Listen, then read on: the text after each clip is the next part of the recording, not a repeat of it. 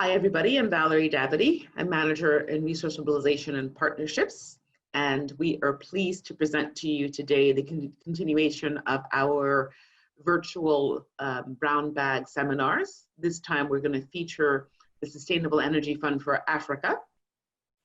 You'll be able to ask questions using the chat or the Q&A function. Please note that the presentation is being recorded, so you'll also be able to listen to it afterwards, and the presentation will be shared. So without further ado, let me say a couple of nice words about João, who is going to be speaking to you today.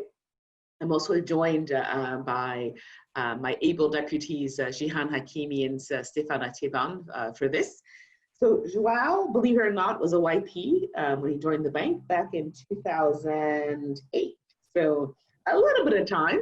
And he actually joined in the African Water Facility, another fund. And so I think he's got lots of experience in these types of particularly special funds. So that means he's been with the bank for 12 years. And he has oversight on special initiatives and investment funds in the renewable space, including, of course, SEFA. He was previously the Chief Climate Finance Officer and Coordinator of its Clean Energy and Climate Finance Initiatives, and also Senior Economist at the Human Development Department. He was educated at Edinburgh University and also has an MSc in Development Economics from the School of Oriental and African Studies at University of London. So without further ado, we'll turn it over to João for about a 15-minute presentation, followed by some questions. Perfect. Over to you, João. Thank you. Thank you very much, Valerie, for the kind words. Just to confirm, you guys can hear me, right? Yes. Okay, good. Well, thank you very much. It's a pleasure to be here today, albeit virtually. I'm seeing the attendance list. I'm seeing a lot of friends at the bank, and a big shout out to all of you. I'm still alive. I hope you are doing well as well. It's been a long time since we've interacted face to face. I hope you're keeping the spirits up and getting good work done. And feel free to reach out after this event if we haven't connected in a while. But it's really happy to be here and see you out there. So I'll tell you a little bit about Sustainable Energy Fund for Africa.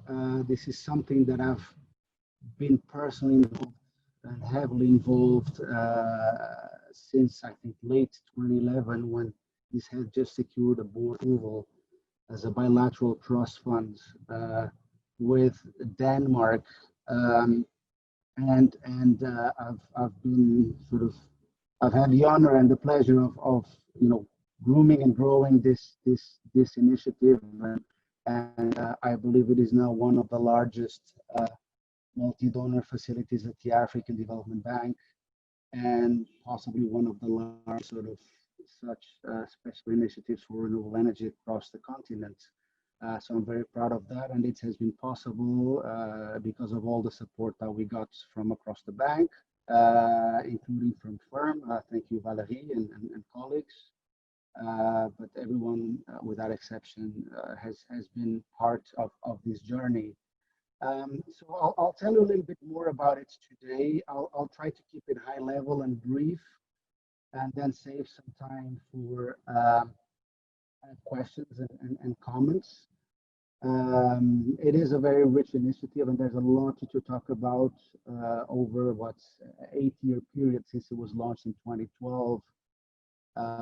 And we're now starting a new cycle, which we call SEFA 2.0, which is it's a continuity in a way, but with some interesting innovations, and I'll talk a little bit further. So move the slides. So João, I'm having a little bit of difficulty hearing you. Do you have a mic that you might be able to use? Or you are using a mic, or just try to... I'm using a mic. Okay, that's a little bit better. Yeah. Okay, I'll try to speak closer to the mic. Is that okay? Is that better? Yes, that sounds better. Thank you. Thank you. Right, so So this is just a general outline of the presentation today. I'll touch base on the sort of the core elements of this initiative, from the donor and partner base all the way through the scope and instruments and beneficiaries, a little bit about governance, and then I'll showcase some interesting projects. Um, so at the moment, SEFA is capitalized with circa $200 million from 7 donors. It's a multi-donor facility. It was technically a multi-donor trust fund until end of last year, and then we've just converted it into a special fund. And a special fund gives you more latitude to do financial instruments. So we've basically graduated from a pure TA facility to a more of a sort of an investment-oriented facility, still with TA as a core piece of its mandates.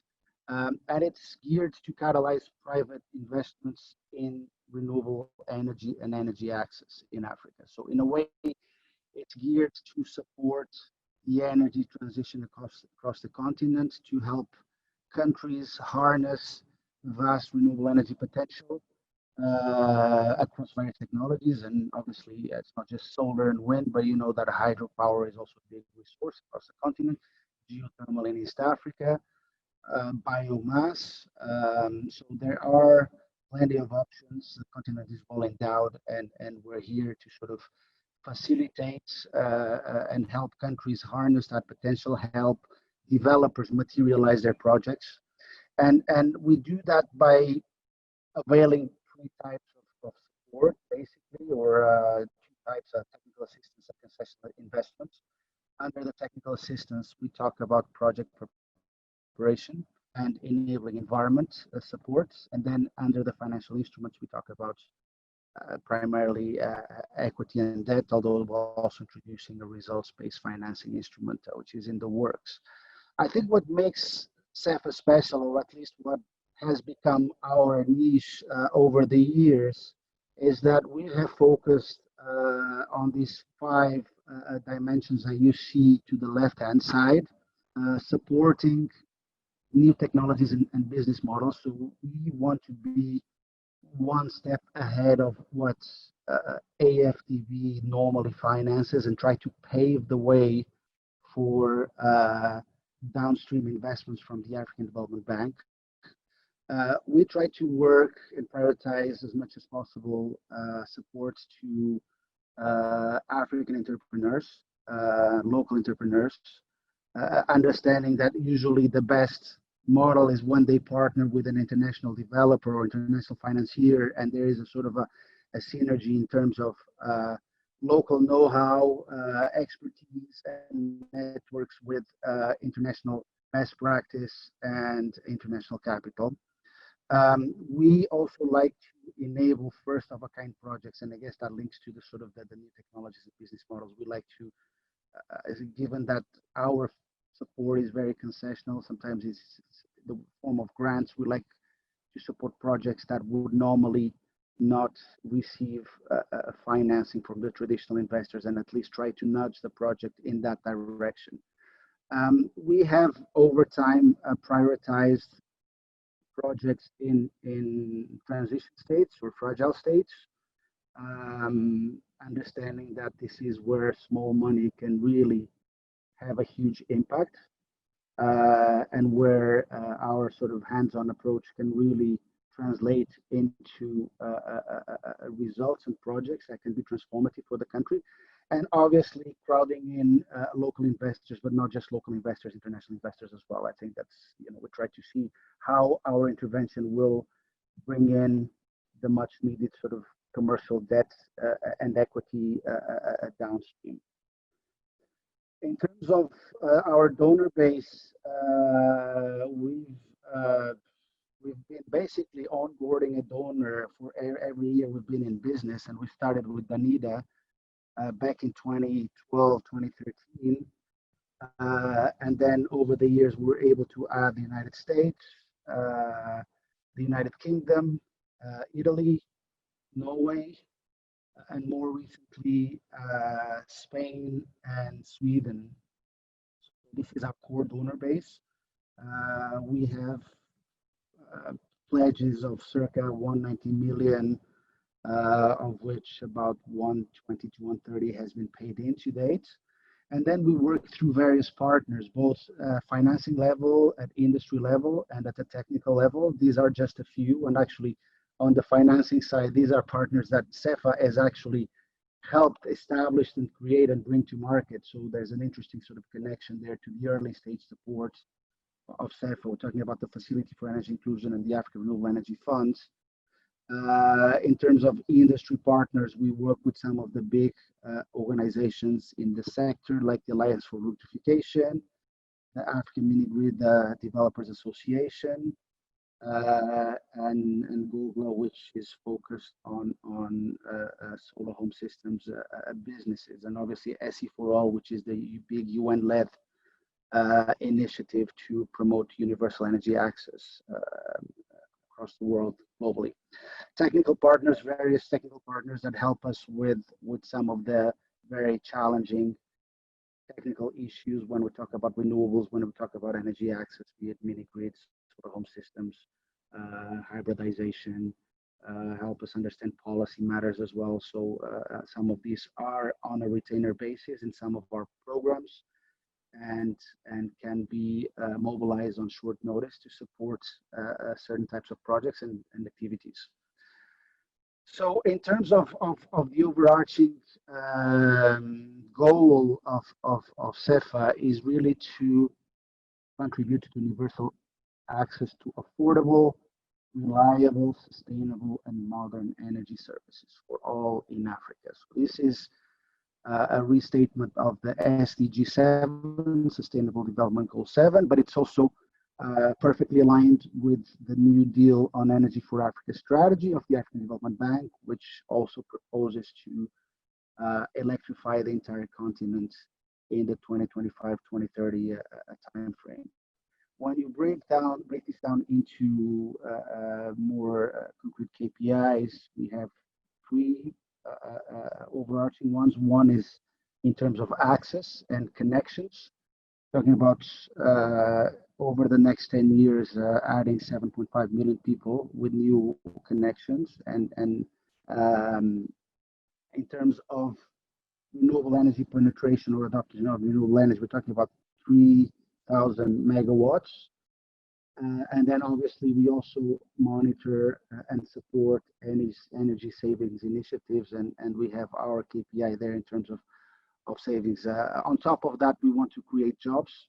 That's also been part of the DNA of SEFA from the beginning, was an initiative to also promote local economic development and employment creation. And obviously the climate benefits of greenhouse gas emissions reductions. These are sort of tentative targets as we start SEFA 2.0. These will be refined as we progress. And if anything, I think they'll be revised upwards. I believe we can actually deliver more impact than this. But we don't want to overpromise at this stage, and we'll see how we get along. So I think what's changed from SEFA 1 to SEFA 2 is that we've sharpened our focus around three core themes in the power sector, in the renewable energy sector, in the energy transition narrative, if you will. And these themes are: one is green baseload, and by green baseload, we're talking about availing renewable energy solutions that can strengthen the power system and then can displace, the traditional baseload options like coal and gas, or more fossil fuels more generally. So one of the key concerns around renewable energy is the intermittency. When you're talking about solar and wind, certainly the input is not stable, and managing that sort of intermittent input into the grid, into power systems, creates additional challenges. And we want to be able to, through our interventions, help the penetration of renewable energy, but addressing that issues of stability, intermittency, flexibility, as to really provide an alternative to fossil fuel-based generation options. The other theme is mini grids, and this one is really about the connectivity. Is really about reaching out with modern energy access to remote communities, to rural sort of towns, villages, to basically to communities where that are too far away from the grid and where extending the grid is not cost effective. And mini grids are indeed an interesting alternative. There is a whole sort of suite of innovations and progress around private sector led mini grid investments, some of them even backed by major global utilities. And we want to be part of that transformation. We want to help countries look into this opportunity, plan, procure, and deliver investments that meet the highest quality standards and will deliver high quality electricity to underserved communities. Then obviously energy efficiency, this is a fairly new theme, but as some of you may know, I think the cheapest megawatt is the one that you don't consume. And here the objective is to look at low-hanging fruit in terms of, demand side management, saving energy, looking at energy efficient appliances, and seeing how we can get more service for our investments in renewables and energy access. So in a way, it sort of dovetails with the other two themes because they're intertwined. Investments in renewables and access need to be coupled with very efficient management of what is generated and what is consumed.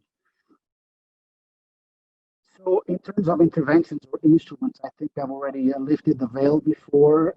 Technical assistance has always been there as part of our mandate, both in terms of project preparation, but also in terms of policy and regulatory support to countries through grants. And now we also have the option of doing reimbursable grants, although people don't like this terminology. And but I think some of you will get the drift. We're talking about contingent grants that may be paid back upon certain milestones being achieved. We haven't done any, but hopefully we'll do some as we move forward with our project preparation support to private sponsors so that we can recycle those funds into other projects. But what actually is more exciting is that we've added this sort of concessional investment window. So now we can also avail financial instruments like debt and equity, given that this is off balance sheet, this is from a donor pool. We have more flexibility in setting the terms. Obviously, we will abide by best practice in blended finance. We will abide by the principle of minimum concessionality so that any concessional equity or debt investment is calibrated to enable the project without sort of over subsidizing or creating undue market distortions, which are usually a concern when you're like injecting sort of this kind of money in commercial markets. We have a broad range of prospective beneficiaries or eligible beneficiaries, both across public and private sectors. So for an idea, we work with various types of private outfits, mainly developers and investors that are developing projects. In some cases, we work with investment funds, and we also work closely with sovereign institutions, ministries, regulators, utilities, rural purification agencies. All of these are eligible for our support, and we have several examples of where these types of actors have received and benefited from SEFA support. I think we're also open to international and regional organizations or Pan-African organizations, although I think here the track record is more limited. In terms of accessing support, we have sort of this bi-directional approach. So we're open to spontaneous requests, and we normally get swamped with funding requests almost on a daily basis, actually. So we screen hundreds of applications every year. Obviously, a lot of them we find they're not eligible or they're too early stage.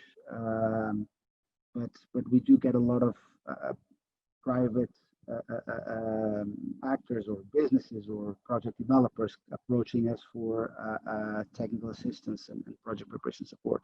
Same with public sector agencies, although these usually come through the hands of our colleagues on the ground, interfacing with these institutions. We also have what we call outbound origination. It's in terms of us going out to market with some ideas, with a call for proposals, and try to sort of stimulate demand that way. And we do the same with, in some instances, with public sector actors as well. This is what our governance and approval process looks like. I know it looks really busy and complicated, and let me demystify this a little bit. Our approval process, both across the technical assistance and concessional investment windows, have broadly 3 stages. One is identification, is the one up on top. Then it's appraisal, and then it's approval. So identification stage, you have concept clearance on the basis of a one-pager, the preliminary evaluation note. I think all of you working on private sector know these templates well. Once that one-page concept is cleared by management, we're talking about energy complex management or SEFA management committee, then you go into an appraisal stage where you write an appraisal report, and on the basis of this report, you bring it to a technical committee, a SEFA technical committee, which is basically an interdepartmental committee. It's akin to the country team on regular operations. And then once it's endorsed by the technical committee, it will go to the approval authority. If it's, say, a grant below $1 million, it's vice president level, energy operations. If it's above $1 million, you will have to go to the governing council, which are the donors, and the AFDB board of directors. So this is, in a nutshell, the process. Obviously, there's a few additional details and small print in between, but I think this is really what you need to retain at this stage. In terms of track record and impacts, we have supported to date 59 projects across 30 plus countries, 7 multinational interventions, and some of the expected results are at the bottom. Again, I think these are fairly conservative. We are in the process of revising our M&E framework and reassessing some of the projects, and we may actually sort of anticipate larger impacts. But I think what is important to retain is that 59 projects is quite a sizable portfolio. If you think that a lot of these projects require hand-holding, require some heavy lifting, some additional technical support from AFDB and SEFA colleagues, it is a lot of work. It is a lot of work, and you're at the early stage. You're dealing with new technologies, new policies. It's quite intense, but it's exciting, and ultimately it's rewarding when we get there. Some examples of successful operations, I think, on the blended finance sphere, as I mentioned earlier, we played an instrumental role in setting up the African Renewable Energy Fund, private equity fund in the small-scale renewable space. We set up a blended finance capital structure with SEFA coming in a catalytic tranche. We've also been very active in setting up the two funds under the Facility for Energy Inclusion, off-grid and on-grid, and mobilizing different types of capital into these two funds, which are now up and running operationally. We have the websites there; you can check it out for yourselves. And then we've brought to market a very interesting concept, the Green Mini Grid Market Development Program, which is a one-stop shop for mini grids across the continent. And this has been running a lot of knowledge products. It's got two help desks. One is a business developer help desk where developers can come in and get some hands-on support on various technical matters and financial structuring matters on their projects. There's also policy help desk, which interfaces with governments when they need some expert advice on certain issues. So it's quite an interesting program, but we have a lot more beyond that. I'll just highlight in a second some of the projects. So this is the current team composition. We have a few new colleagues that have just joined, Moketi and Dennis. They're staff positions funded by SEFA. This is actually something which is very new under the SEFA 2.0 or the special fund configuration. The ability to recruit staff using the trust fund resources. Same with Goran Lima, which has been returned earlier as the senior operations officer. Up until end of last year, we've been running entirely on consultant power. And we've been lucky to have some very strong consultants. You see there Sharif, Rahul, Leo, Maria, and even in the past, Goran was one of our consultants. Carla recently joined to help us with knowledge management and communications. So we're building a strong team, but as you can see, it's thin, it's small for the big mandate, for the big portfolio, for the big pipeline, and that's why we rely very heavily on our colleagues across the energy complex, our colleagues in the regional offices and the field offices. And again, it has to be a collective effort to deliver this initiative. It's not just down to these people here. And that's my appeal to you to be part of these efforts if you're not already. So here's some project examples, some sort of very, how should I say, very exotic stuff.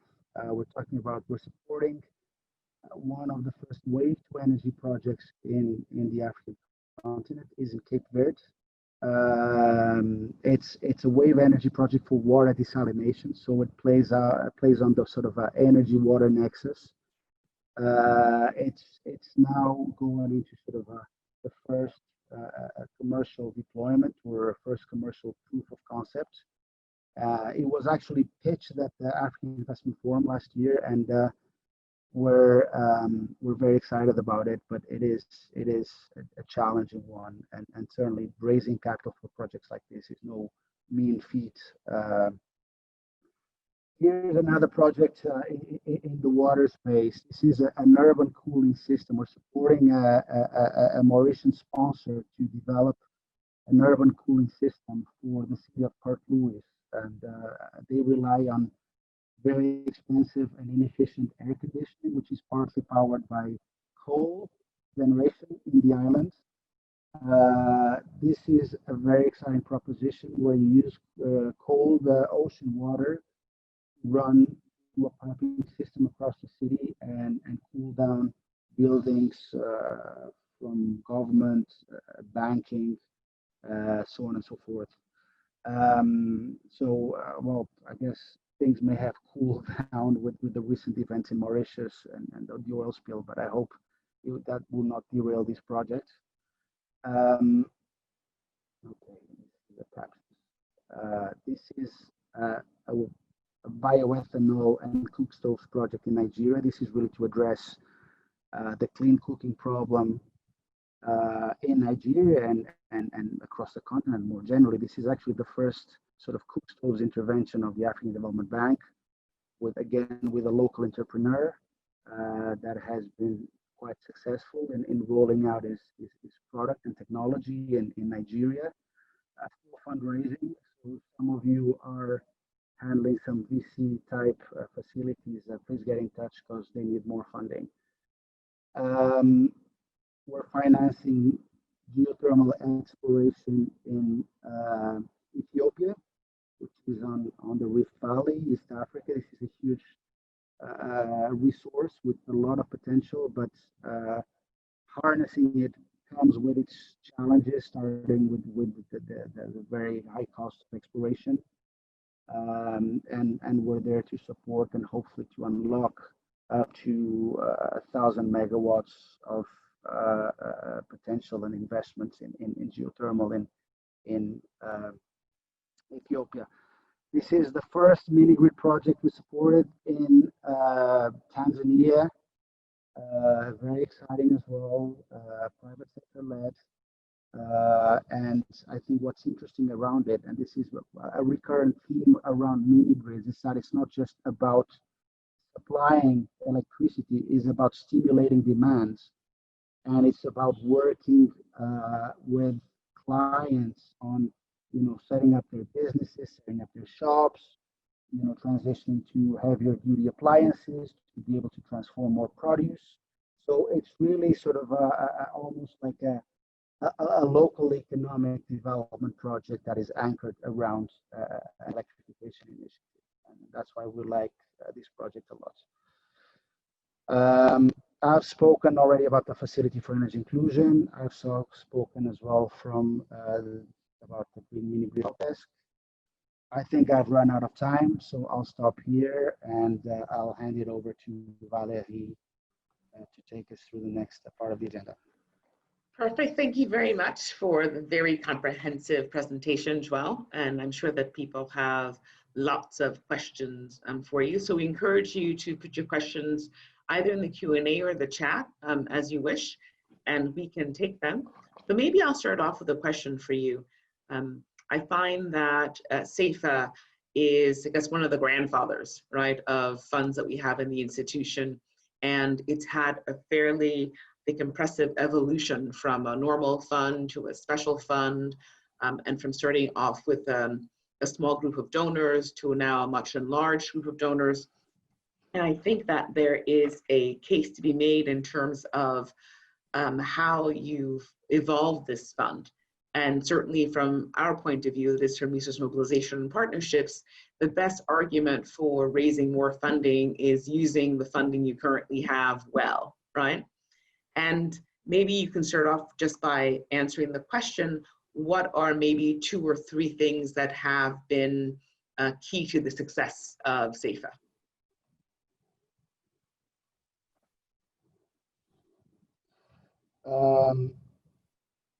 Very good. Yes, I think that's a very interesting question. Well, I think certainly it was important for us to carve out a niche early on and to distinguish ourselves from the competition. And there are other facilities out there doing the same as we are doing and funded by donors and managed by other MBBs. I guess the World Bank has a few and other multilaterals have a few. And but I think what makes SEFA unique is that its ability to work both with the private sector and with the public sector. Its ability to work closely with local entrepreneurs and provide some hands-on support. The ability to sort of go into difficult countries, and that's really piggybacking on the presence of AFDB and the brand of AFDB and the convening power of AFDB. So I would say, and then obviously building a portfolio around some, I think first of a kind or the future of projects that could represent the future of the sector. Obviously, that is not enough. I think if you want to keep donors excited, you need to deliver tangible results. You need to showcase progress.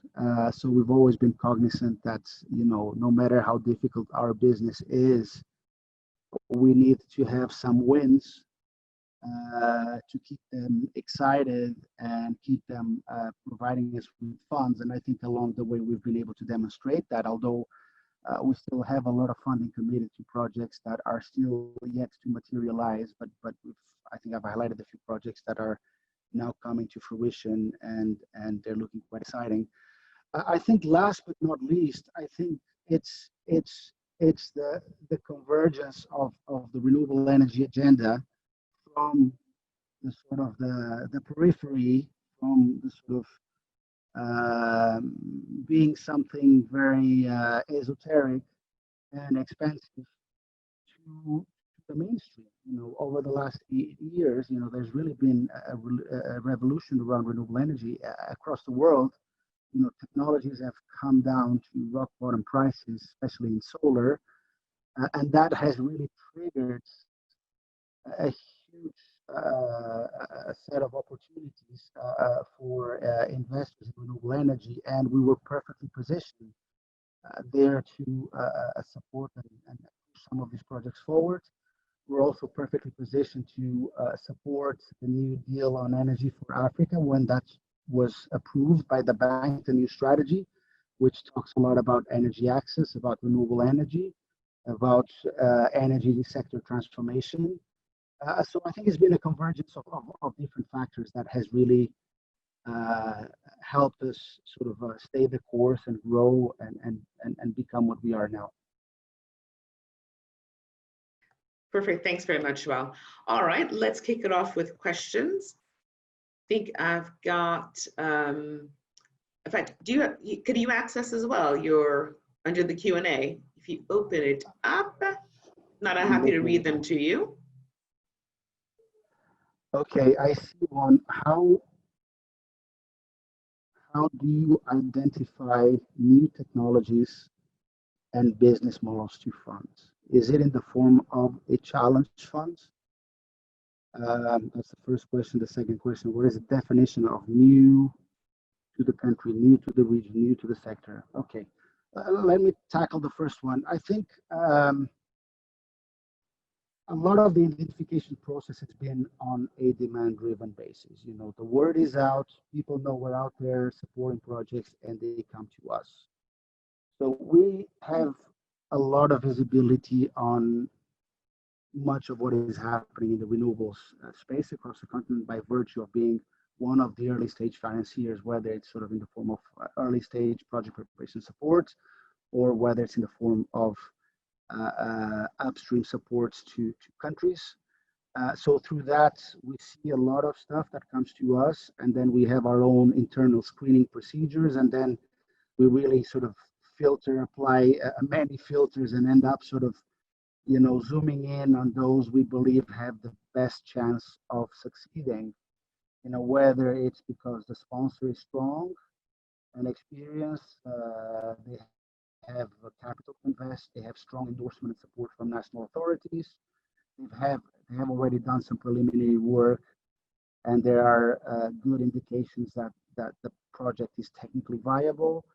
And when we apply those filters and we see we have a very interesting project here, then we go into full appraisal mode, and if we're still happy, we'll then avail some funding.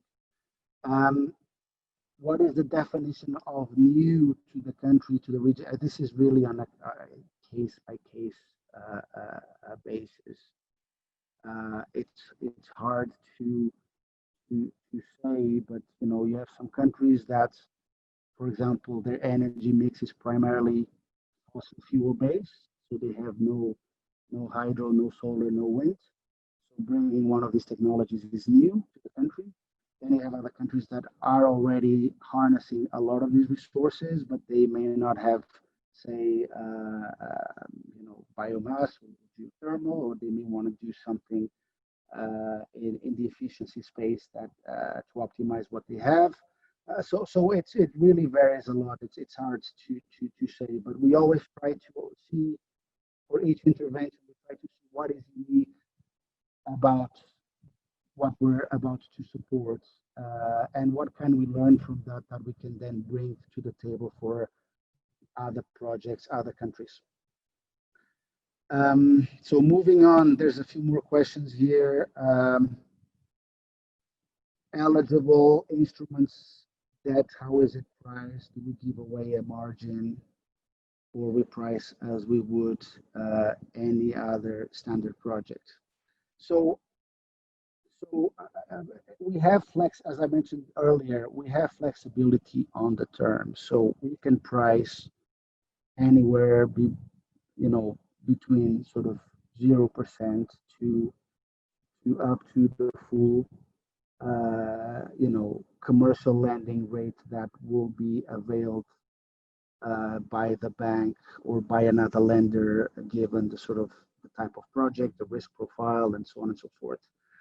Obviously, for us to be additional, we'll have to sort of price lower so that the blended rate comes down to a point where the project becomes financially sustainable. So we look at the financial model and we play around with the parameters. We usually work with the modeling team, we work with the investment officers, we play around with the parameters to understand what is the right sort of price point or the price range. If we don't have a price point, we'll look at a price range and then calibrate later at negotiation stage when we have all the elements on the table. I think that's trying to think if there was something else I wanted to add here, but it just slipped my mind. At the identification stage, can you cover what the community might look? I don't think I followed the second question, so I'll just skip it. Sorry about that, Talumba. Then we have Sinner. What kind of renewable energy solutions dominate the portfolio? It seems finance is mostly to the grid-connected renewable projects. Yes, well, we started, and a lot of the legacy portfolio is more about grid-connected projects. That was initially our mandate, small-scale, grid-connected projects. I would say the portfolio is dominated, I think, by hydro and solar, although solar has really been ramping up by virtue of say, our support to countries to do procurement tender programs and procurement programs for solar power, or by virtue of our interventions in the mini grid space, and a lot of these mini grids are solar powered. So we're seeing an increasing dominance of solar in the portfolio, but we try to keep it as diverse as possible. Can renewable energies substitute the wave thermal baseload given the intermittency, including wind and solar, and to some extent run? We actually mean mix of both dispatchable and variable renewables, and usually baseload thermal is cheap. Yes, ideally, we would like to see renewable energy technologies substitute a wave thermal baseload energy. But this is easier said than done, and it's indeed extremely challenging. There are some interesting sort of developments. One is around battery storage, and I guess by virtue of our mobile phones, by virtue of the penetration of electric vehicles, we're seeing a massive cost compression on battery storage. And when coupled with solar and wind, this could give you an interesting sort of a base load alternative. Obviously, it may not be as cheap as coal or gas, but hopefully as more is deployed, the prices will come down. But this is not the only way. I think there's other ways is to manage more intelligently the energy mix and manage the integration of different resources. So hydro, wind, and solar can be highly complementary. And we've seen countries around the world that have been able to run for weeks or even months just managing the intermittency or managing the input of these three different technologies in a way that sort of gives them the sort of the baseload requirements. Obviously, that requires a strong grid. It requires a strong grid operator. And it requires very smart planning, and these are not easy to achieve, and we're hoping that we can also support those upstream activities to enable more of this sort of integration and smart management of different intermittent inputs. How long is the application process and what is the average investment tickets? Well, the application process can range between 3 and 9 months. It really varies a lot. It varies on the readiness of the projects and the responsiveness of the sponsor and the responsiveness of the task manager. When we have a solid project and a very dynamic sort of task manager, things can move fairly quick. When you know, we have projects that are still have some blind spots and they're not able to provide all the information we require, things may slow down. So it really varies from project to project. What was the question? Average investment tickets. So for technical assistance, we've been doing sort of, I guess, TA grants in the sort of range of 400K to 900K for project preparation of larger projects. In terms of equity and debt, we haven't done any, but I would probably expect the average tickets to be in the range of $5 to $10 million. So obviously, if you look at our total capital base, we're not really flush with money, so we cannot be writing a 30 or 40 or $50 million tickets. But for certain types of projects, we believe that something in the range of 5 to 10 million could be catalytic and still sort of allow us to do several of those across different projects. Wow, there's a lot of questions coming in. Maybe I should have a breather and let Valerie talk for a little bit. Well, I definitely can't answer your questions for you. But I know. You want to pick a few? Yeah, and so I guess the other thing is, no, they're all very good questions. So let me just take a small time check. We are at 10 minutes to closing. And you probably have, what, about 6 or 7 questions to go.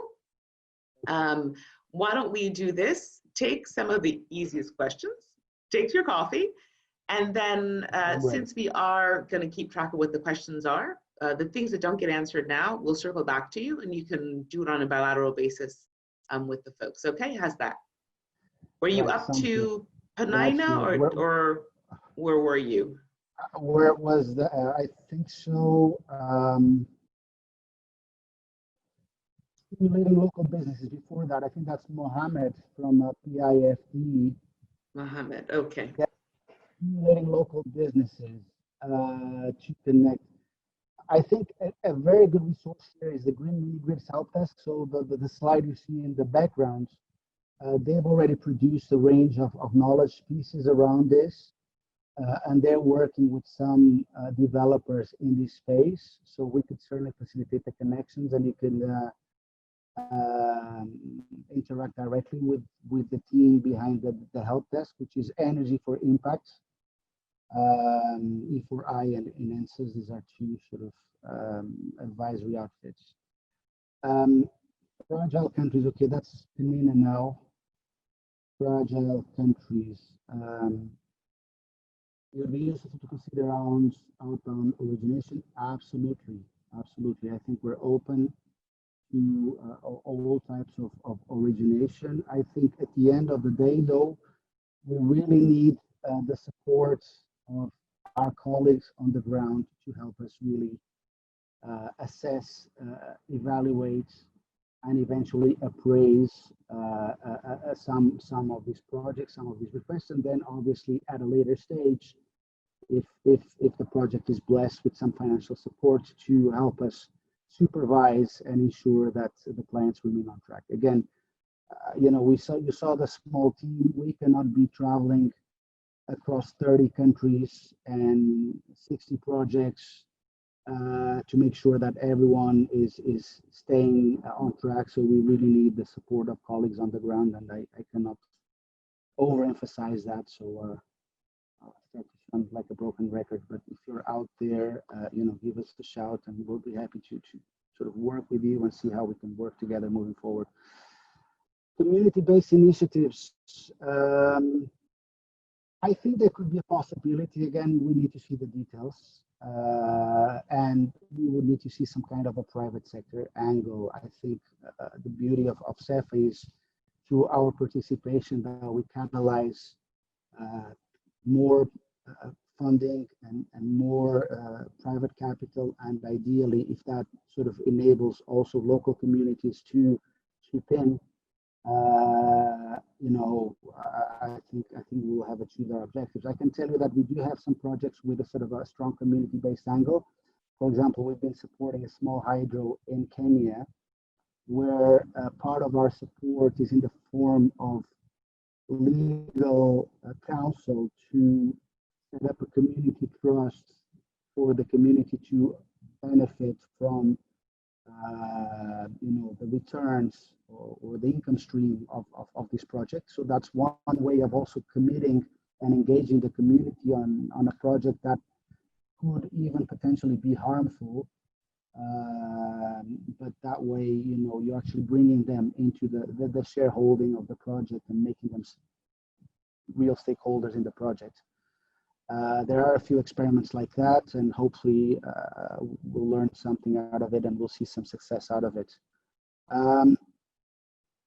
Governance projects related to climate and energy. Well, we do work in the governance space through sort of enabling environment support. So I don't know what specifically this entails, but Emmanuel, feel free to come back and frame an idea, and we'll advise. Okay, where am I now? Is it Josephine? How can you know that sustainable energy is good and efficient enough to support? What would be the most efficient way to make energy? Poof. Right, that's an entire dissertation, right? Not just a question.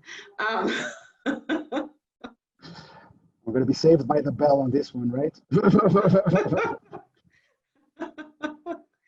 Well, what's the question exactly? The context: do you make consumers more aware of actual energy consumption so they can change their behavior?